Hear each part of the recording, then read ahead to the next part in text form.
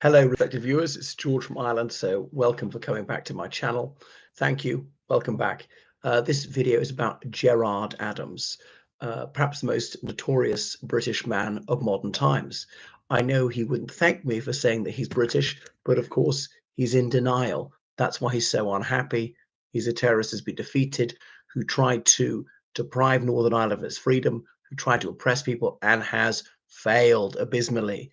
Well over 50 years after he was one of those who started the Troubles, the United Kingdom has Northern Ireland as part of its integral territory. That's it. Now, it's possible that Northern Ireland would leave the United Kingdom one day, and there might be the absorption of Northern Ireland into the Republic of Ireland.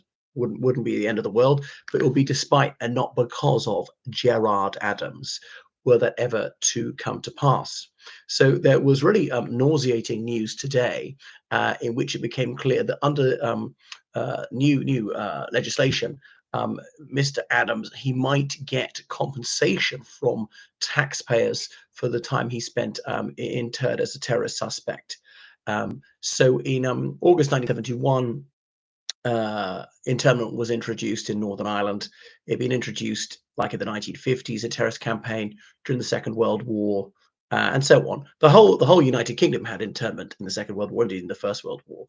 Um, so internment lasted until the end of December 1975, if I got that right. So about 1,900 people were suspected of being terrorists, both loyalists and Republicans, and so were held without trial or charge. I mean, in very lax circumstances. They could wear their own clothes, they could march around, they could run their own affairs, and often said, "Yeah, we're in the IRA. Yeah, we're in the UVF, Ulster Defence Force." Often wearing quasi-military uniforms, marching around. I'm the officer commanding of the IRA. So they were terrorists.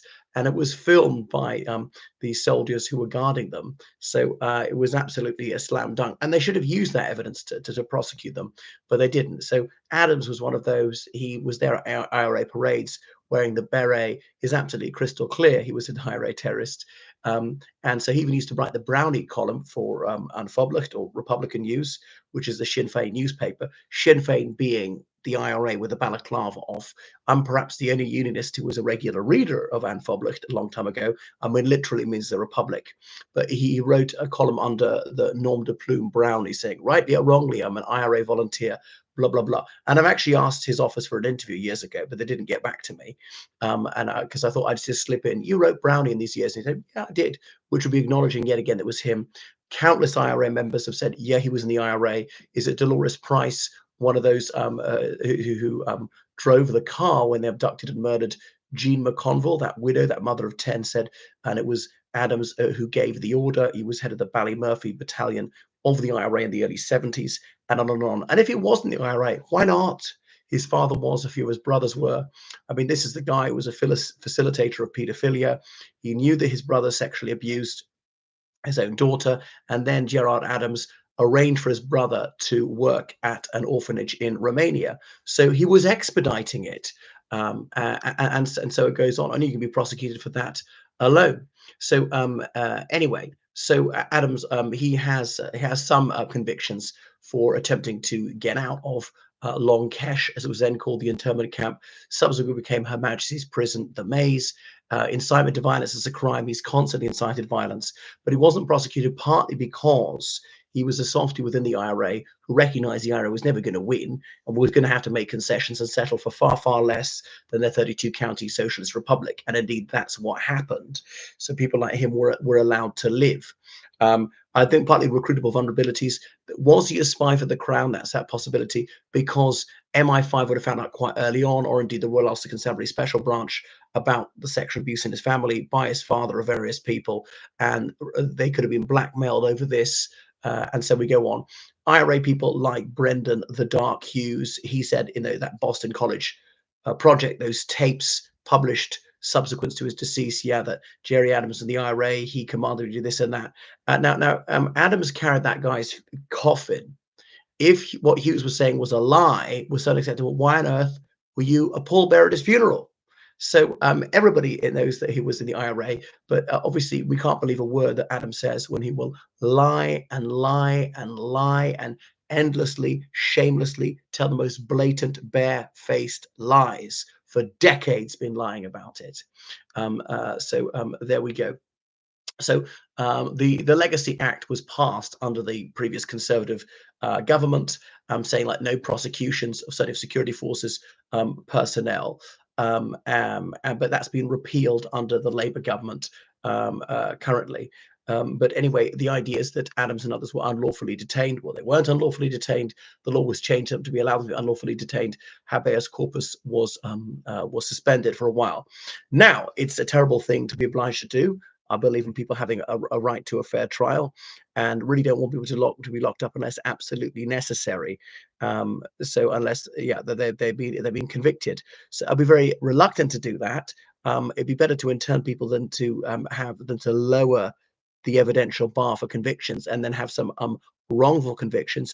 You can't be absolutely certain that there are going to be no wrongful convictions. There are an awful lot of wrongful acquittals. So yeah, and Gerard Adams is an absolute low-down scumbag, and obviously saying, "Oh, British court." Well, if British courts are it's unacceptable to him, he's persistently pursued legal actions, thereby recognising the legitimacy of the United Kingdom's jurisdiction over Northern Ireland, and that justice is available to everyone in Northern Ireland, including those who are outspoken advocates for terrorism. He incites crime, and crime actually happens. Terrorism being unlawful violence in the furtherance of any national, ideological, religious, or other cause anywhere in the world. Now, the Legacy Act said that police officers, soldiers, I'm not sure if people outside the security services were not to be prosecuted for any action that took place in the Northern Ireland Troubles. And I'm minded to agree with that, even though there's fairly strong evidence that some people committed crimes whilst members of the police or members of the army weren't prosecuted.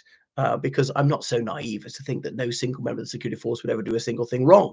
And they were prosecuted at the time. Some people were, some soldiers were even jailed for murder. All right, so we have to be even-handed about this.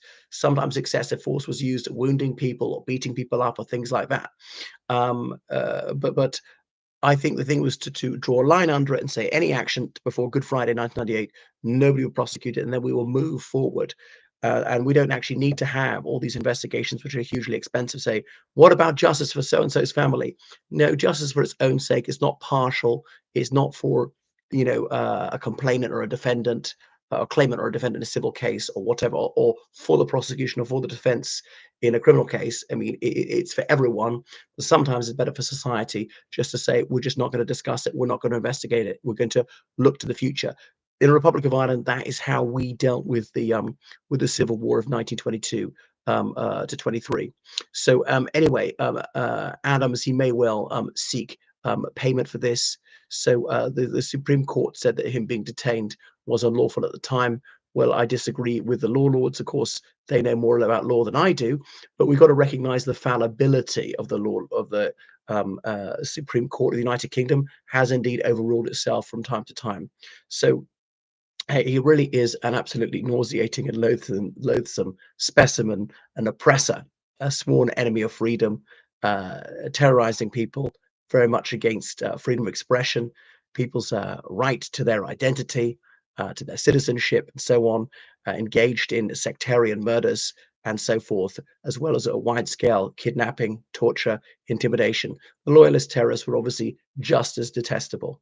Anyway, so that's him. And so it's very dispiriting to see there's very little justice in the world, that prolific criminals like him get away with it. Right. Thank you for watching my channel. Make sure you subscribe on Patreon, donate on PayPal, georgecallahan79 at gmail.com. Toodaloo.